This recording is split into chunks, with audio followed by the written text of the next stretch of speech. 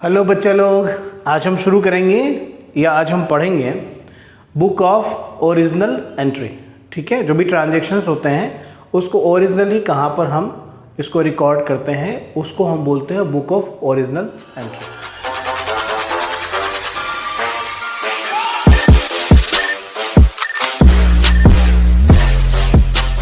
शुरू करते हैं बुक ऑफ ओरिजिनल एंट्री। ध्यान से देखिएगा स्क्रीन के ऊपर, बुक ऑफ ओरिजिनल एंट्री यहाँ मैंने लिख दिया है बुक ऑफ ओरिजिनल एंट्री।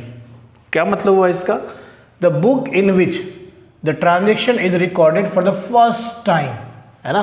कोई भी ट्रांजेक्शन हुआ और उसको पहली दफ़ा जहाँ पर हम रिकॉर्ड करते हैं, जिस बुक में रिकॉर्ड करते हैं, हम उसको बोलते हैं बुक ऑफ ओरिजिनल एंट्री, या इसको हम जर्नल भी बोलते हैं। जर्नल या बुक ऑफ ओरिजिनल एंट्री बोलते हैं।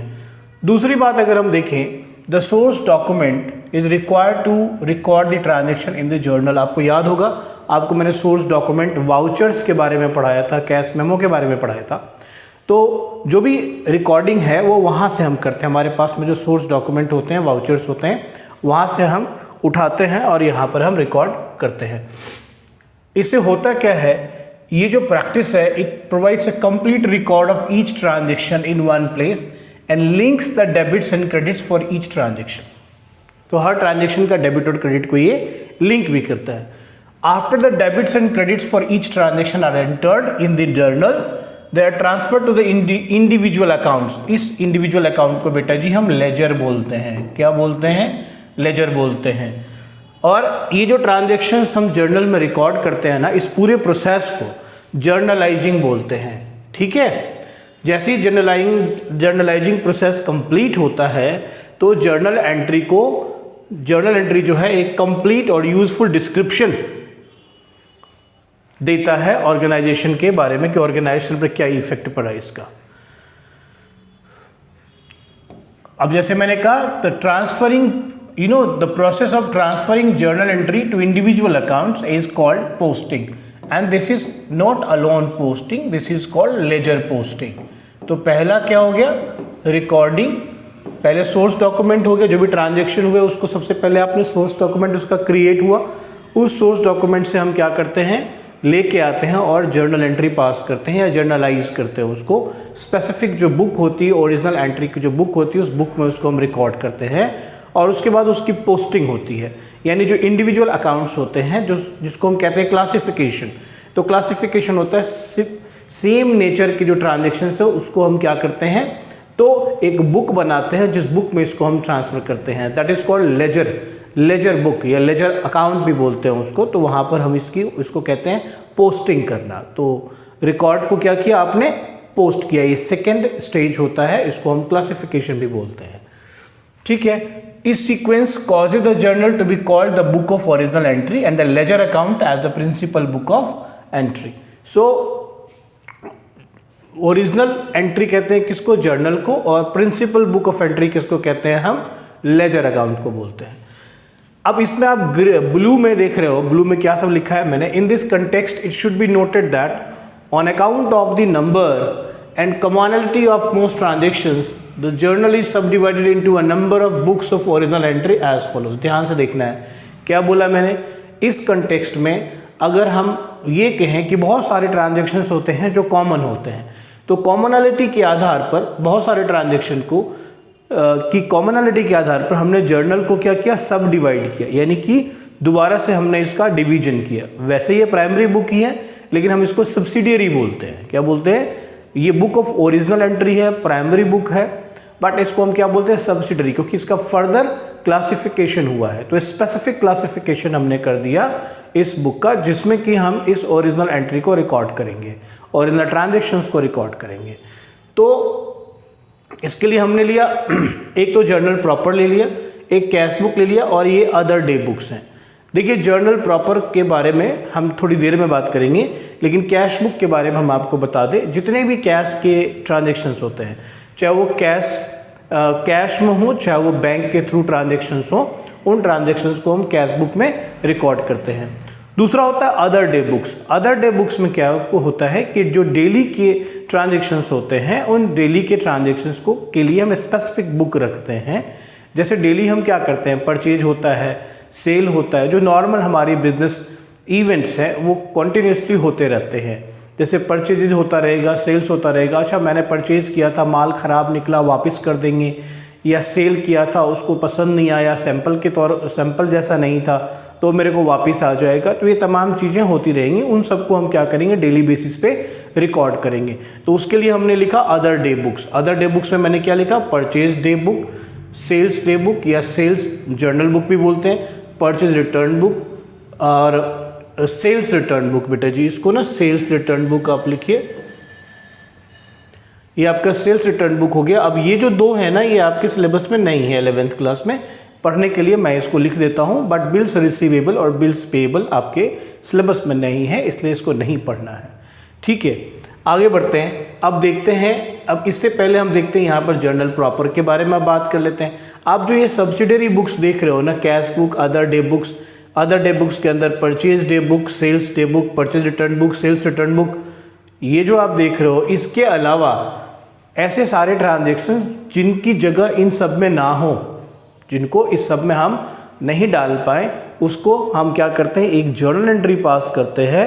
और जर्नल एंट्री पास करते हैं और उस जिस बुक में हम जर्नल एंट्री पास करते हैं उसको हम बोलते हैं जर्नल प्रॉपर। यानी कि देखो कैश के जितने ट्रांजैक्शन है सारे इसमें आ गए, परचेज चाहे क्रेडिट परचेज हो तो सारे इसमें आ जाएंगे, क्योंकि कैश परचेज तो हमने कैश बुक में डाल दिए हैं, क्रेडिट परचेज हो तो इसमें आ जाएंगे, क्रेडिट सेल्स हो तो इसमें आ जाएंगे, और अगर सेल्स परचेज रिटर्न हो, चाहे कैश हो या क्रेडिट हो, परचेजेस रिटर्न बुक में आ जाएगा, सेल्स रिटर्न बुक में आ जाएगा, चाहे कैश सेल्स हो या क्रेडिट सेल्स हो, सेल्स रिटर्न बुक में आ जाएगा। इसके अलावा जो भी ट्रांजेक्शन्स हैं जिसको हम इन बुक्स में रिकॉर्ड नहीं कर सकते, उसके लिए हमने एक अलग बुक बनाया जिसका नाम दिया जर्नल प्रॉपर। वहाँ पर एक साधारण तौर पर हम एक जर्नल एंट्री पास कर देते हैं, उसी से उसकी रिकॉर्डिंग हो जाती है। करेक्ट। वो आगे बढ़ते हैं, देखते हैं भैया जर्नल का क्या है। जर्नल के बारे में मैंने बड़ी सारी बातें लिखी हैं। This is the basic book of original entry. देखो ये सारी बातें इसलिए लिखी हैं कि आप आसानी से पढ़ के इसको समझ सकते हो, इसलिए पॉइंट वाइज मैंने लिखा हुआ है।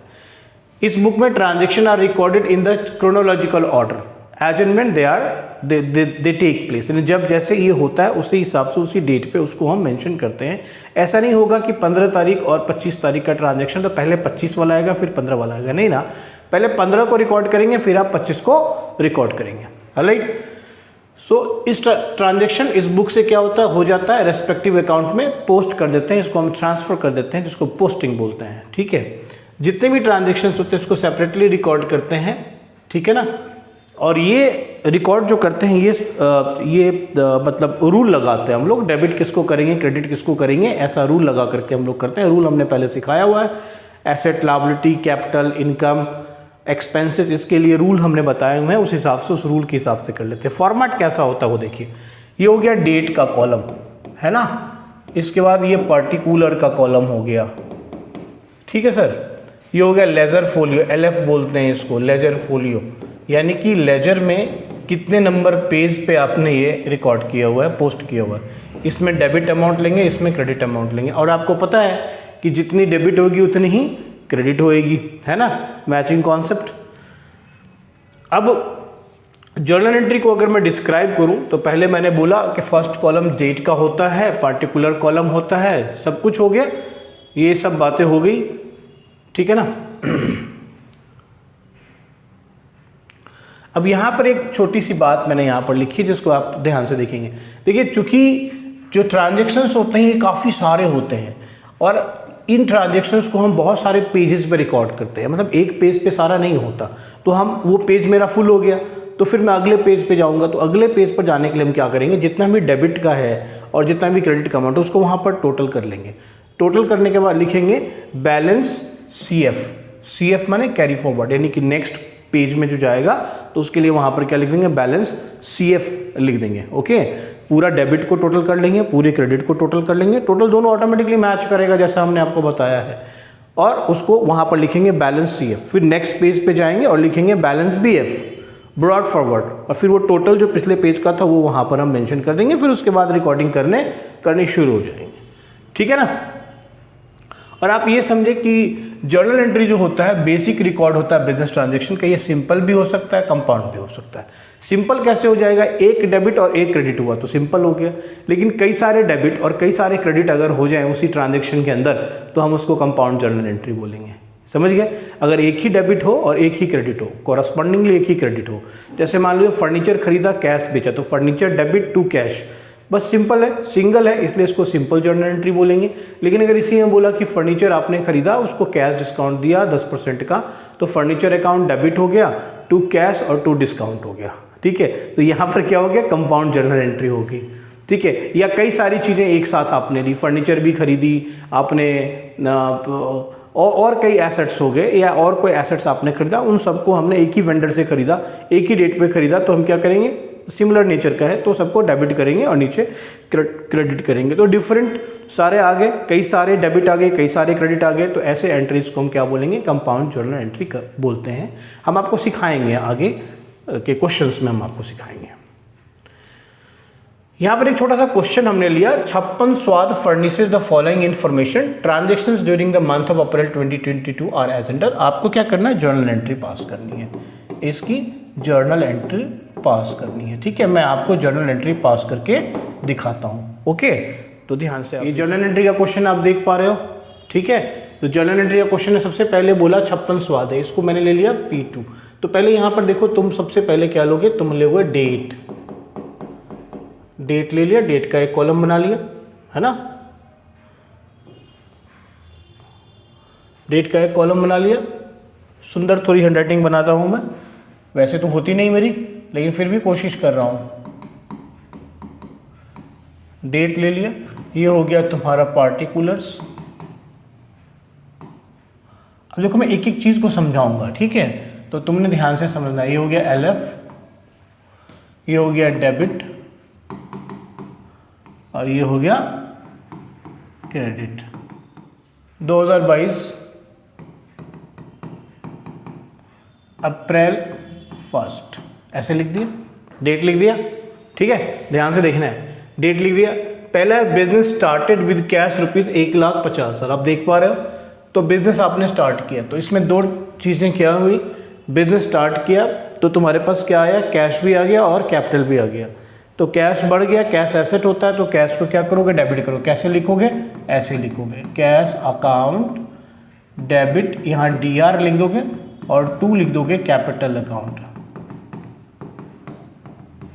और लिखोगे being business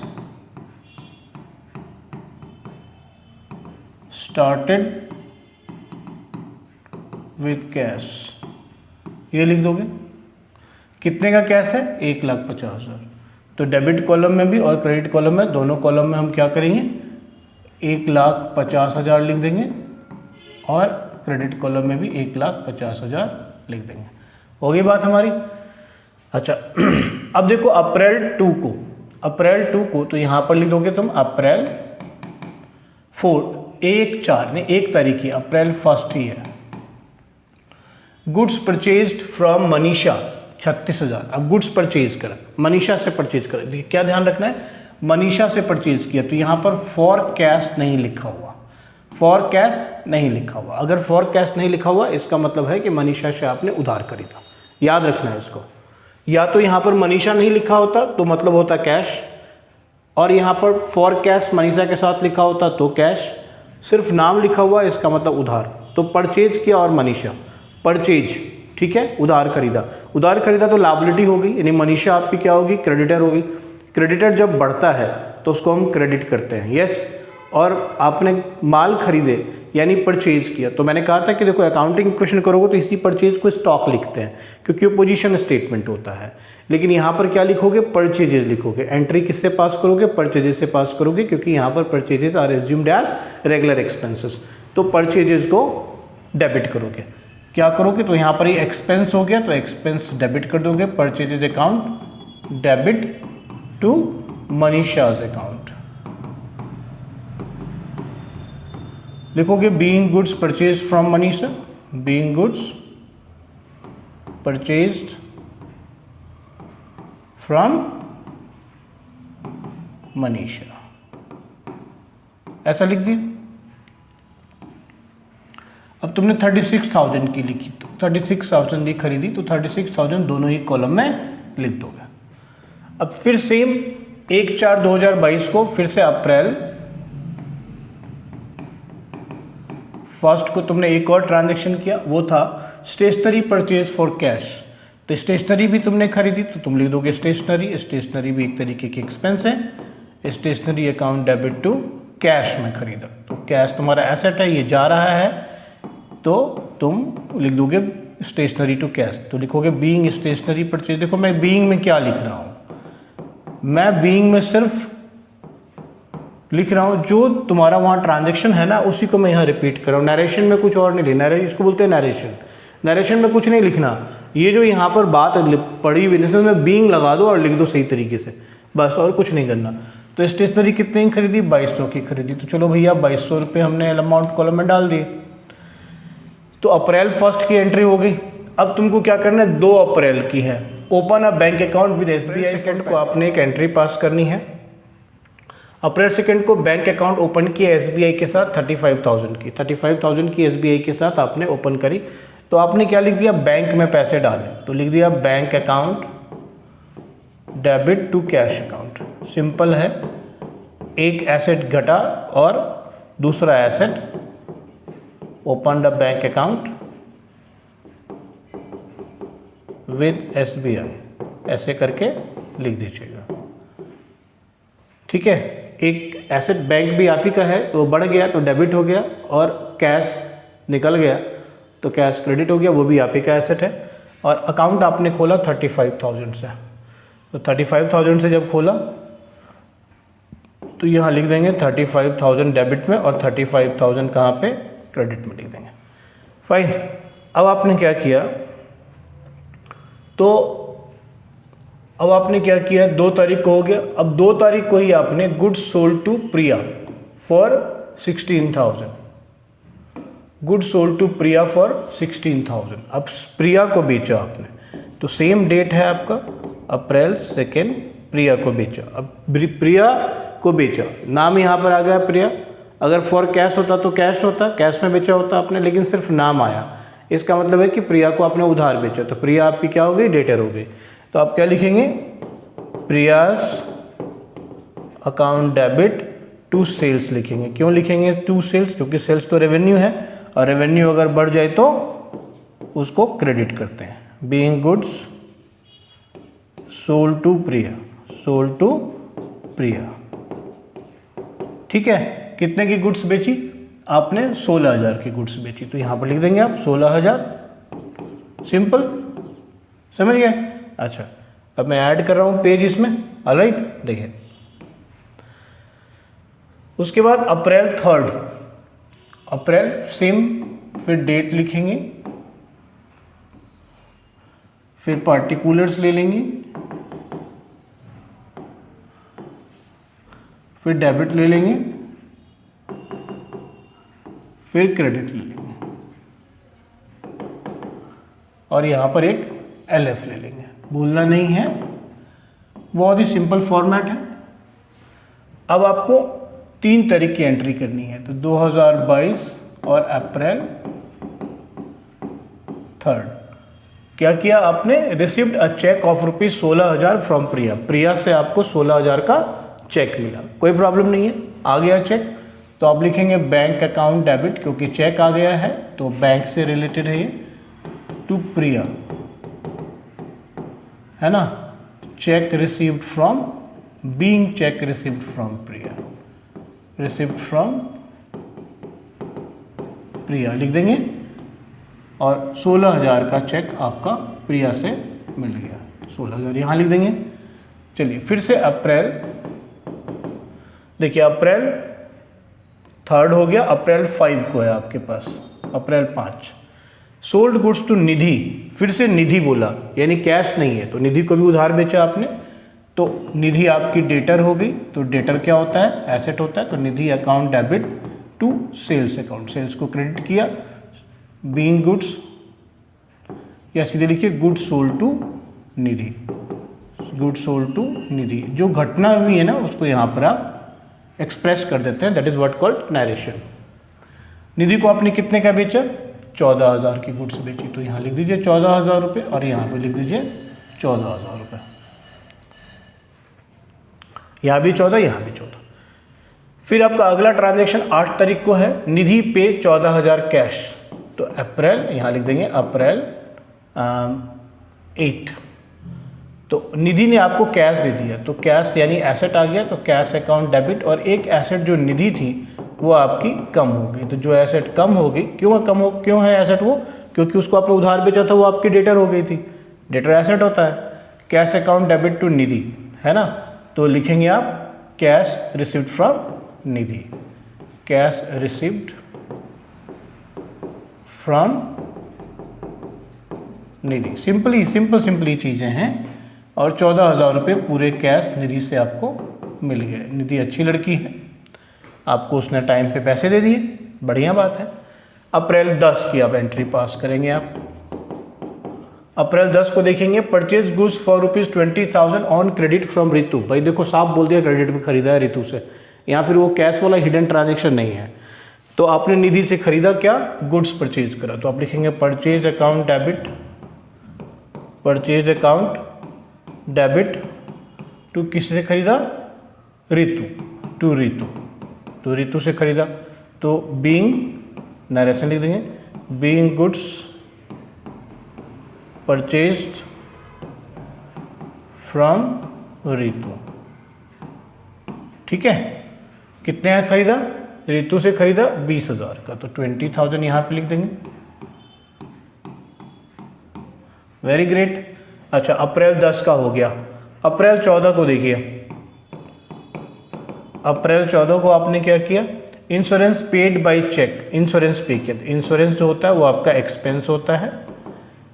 insurance account debit करेंगे और चेक से पे किया, यानी बैंक आपकी तरह से क्या हो गई? घट गई। ठीक है ना। बैंक आपका एसेट होता है। बीइंग इंश्योरेंस पेड, ठीक। चेक से पे किया, कितने का इंश्योरेंस था? 6,000 का इंश्योरेंस था। अच्छी बात है, इंश्योरेंस करवा कर रखिए, जान जोखिम में मत डालिए। लाइफ का सवाल है भाई, बिजनेस के लाइफ का सवाल है। पेड रेंट, देखो मकान वाली को रेंट नहीं पे करोगे तो एक दिन भी रहने नहीं देगा वो, समझ गए। तो रेंट पे किया तो रेंट भी आपका क्या होता है? एक्सपेंस होता है। लिखेंगे rent account debit to cash, कुछ नहीं लिखा हुआ ना, इसका मतलब कैश में है। बीइंग रेंट पेड लिख दीजिए, rent paid. Being rent paid यानी रेंट पेड भी हम समय बचाने के लिए लिख रहे हैं। अब आप समझ गए हो बीइंग का मतलब क्या होता है? 2,000। ठीक है, तो 18 तारीख तक की इस पेज पे हमने लिख दिया। ये बात समझ में आ रही है? चलिए आगे बढ़ते हैं, अगले पेज पे चलते हैं। फिर से सेम चीज़, फिर से डेट लिखेंगे, पार्टिकुलर्स लिखेंगे। ठीक है दोस्त। फिर LF लिखेंगे, फिर डेबिट लिखेंगे और फिर क्रेडिट लिखेंगे मित्रों। ठीक है, तुम लोगों को समझ में आ रहा है सब कुछ? अब देखो, तुमने कितना है? 20 तारीख की एंट्री पास करनी है। तो 2022 अप्रैल 20 कितना है? Goods costing 15,000 given as charity. Charity दिया, दान में दिया। जितनी की गुड्स थी ना वो चैरिटी में दे दी। तो चैरिटी क्या हो गया? एक तरीके से खर्चा हो गया, और उस खर्चे की वैल्यू किसके बराबर है? परचेज के बराबर है। ये ऐसी जगह हैं जहाँ पर परचेज क्रेडिट में जाएगा, समझ गए। तो क्या लिखना है आपको? Charity account debit to purchase. यहाँ पर परचेज इसलिए लिखा क्योंकि परचेज की वैल्यू के बराबर ही है आपने चैरिटी की, तो परचेज। तो लिखेंगे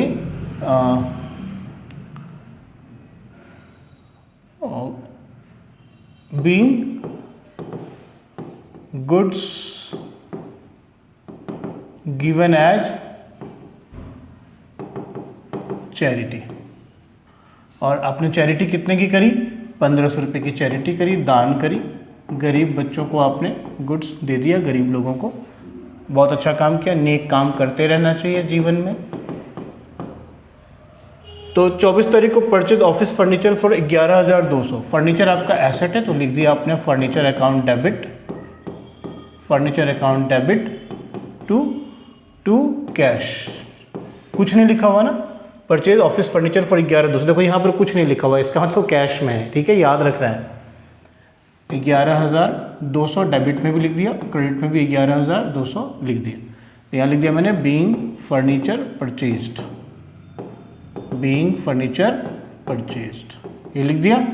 कोई समस्या मित्रों? कोई समस्या नहीं sir.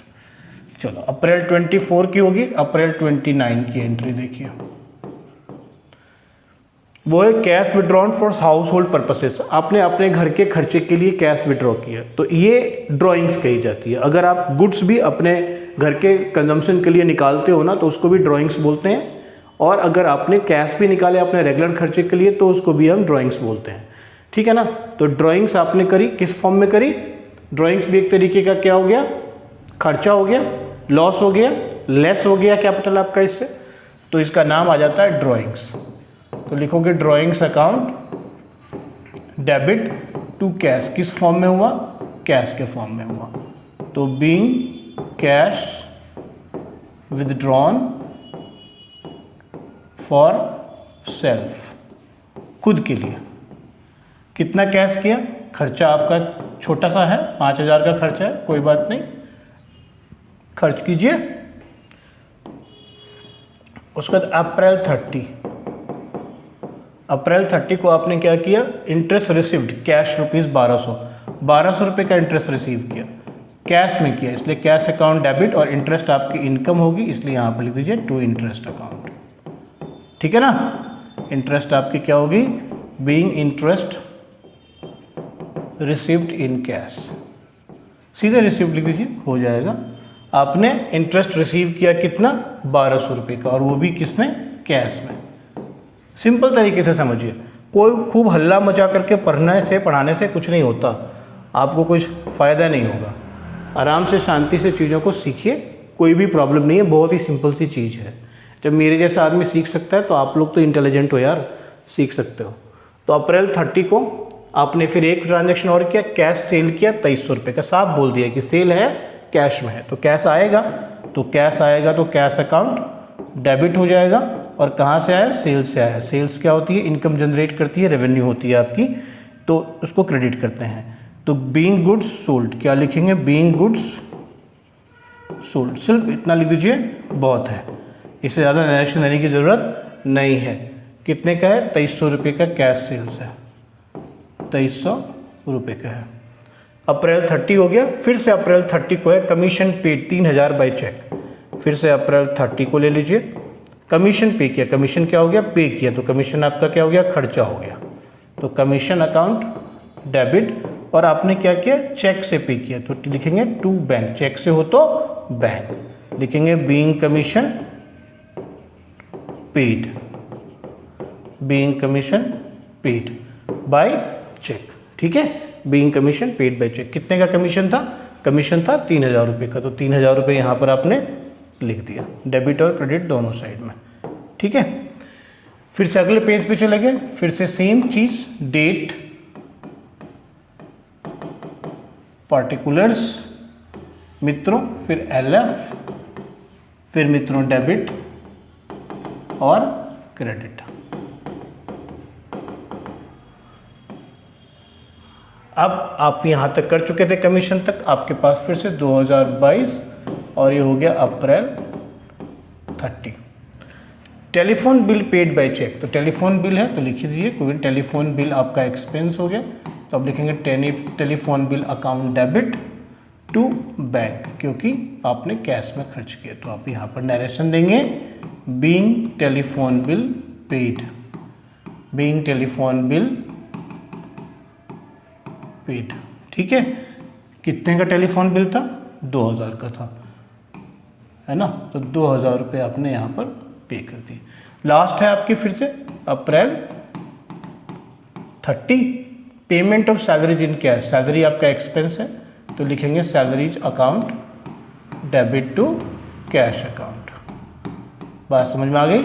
Being salary paid, being salaries paid, cash में पे किया, साफ लिख दिया हुआ है, चुप रहता तब भी कैश ही समझते, ठीक है। बाय चेक लिखता तो बैंक ले लेते, ओके। 12,000 रुपये, ये हो गई आपकी जर्नल एंट्री। अगर आप इसको टोटल करना चाहें तो हर पेज से ले लीजिए। अब जैसे मान लीजिए मैंने क्या किया, तो प्रीवियस पेज पे चले गए, प्रीवियस पेज पे चले गए, देखिए यहाँ से आपने काम करना शुरू किया था। तो मैंने क्या किया था ना, किसी में भी CF नहीं किया। तो मैं मान लीजिए अभी मैं CF कर देता हूँ। जैसे मान लीजिए ये पेज आपका भर गया, तो यहाँ लिख दिया टोटल, क्या लिखा, टोटल CF कैरी फॉरवर्ड, ठीक है। तो 1,50,000 और 36 कितना, 1,86 और 22 हो गया 1,88,000, 1,88,200 है ना, 1,88,000 और ऐसे करके यहाँ पर टोटल जोड़ देंगे, जो भी टोटल होगा वो जोड़ देंगे। समझ गए? टोटल जोड़ने का वो आप जोड़ सकते हो, 16, 35, 51 हो गया, 51 और 1,36 ऐसे करके आप टोटल यहाँ लिख लीजिए। ये देख रहे हैं आप, टोटल यहाँ लिख लीजिए कैसे कैसे किया था। बिजनेस स्टार्टेड विद कैश 1,50, तो कैश टू कैपिटल 1,50। फिर गुड्स परचेज फ्रॉम मनीषा 36,000, तो गुड्स जो मनीषा से परचेज किया, तो purchase account debit to Manisha, क्योंकि मनीषा से परचेज किया, इसका मतलब यहाँ पर कैश नहीं लिखा हुआ है, तो मतलब हो गया उधार परचेज करा। तो स्टोरी पूरी क्लियर है मित्रों। इस तरीके से हमने कि यहाँ पर CF कर सकते हैं। अगले पेज में भी यहाँ पर आप करिए, टोटल ले लीजिए। यहाँ से पहले स्टार्टिंग में लिखिए टोटल ब्रॉड फॉरवर्ड, पिछले वाले पेज से यहाँ पर ब्रॉड फॉरवर्ड, यहाँ पे ऊपर में मतलब डेबिट के नीचे यहाँ पर ऊपर में लिख दीजिए। फिर यहाँ पर भी टोटल CF लिख दीजिएगा। टोटल जब जैसे जैसे पेज बदलेंगे वैसे वैसे यहाँ पर भी टोटल CF लिख दीजिएगा। फिर अगले पेज पर भी यहाँ पर लिखिएगा टोटल BF, यानी ऊपर में इस जगह टोटल BF लिख देंगे। फिर ये टोटल यहाँ पर CF लिख देंगे, यहाँ पर टोटल कैरी फॉरवर्ड लिख देंगे, इसका टोटल करके पिछला वाला BF को भी इसके साथ में जोड़ देंगे। इसी तरीके से लास्ट में भी करेंगे और जो भी टोटल होगा यहाँ पर हम लोग लिख देंगे। खत्म हो गई बात, आपका जर्नल एंट्री हो गया। इस क्वेश्चन की जर्नल एंट्री हो गई, ठीक है। तो इस तरीके से आपने जर्नल एंट्री का कॉन्सेप्ट सीख लिया कि भाई कैसे हम जर्नल एंट्री पास करेंगे। ऑलराइट, तो एक क्वेश्चन के थ्रू मैंने कोशिश की है समझाने की आपको। अगर आपको वीडियो अच्छा लगे तो लाइक, सब्सक्राइब और क्या बोलते हैं, जो भी बटन बोलते हैं, बेल बटन, इसको करिएगा। और जो भी प्रॉब्लम हुई हो ना बच्चों, तो कमेंट बॉक्स में ज़रूर लिखिएगा। मैं दोबारा से इसकी क्लास दूंगा और आपको जर्नल एंट्री कैसे करेंगे ये सिखाऊंगा मैं, ठीक है। तो आज के लिए बस इतना ही। Thank you very much, bye guys.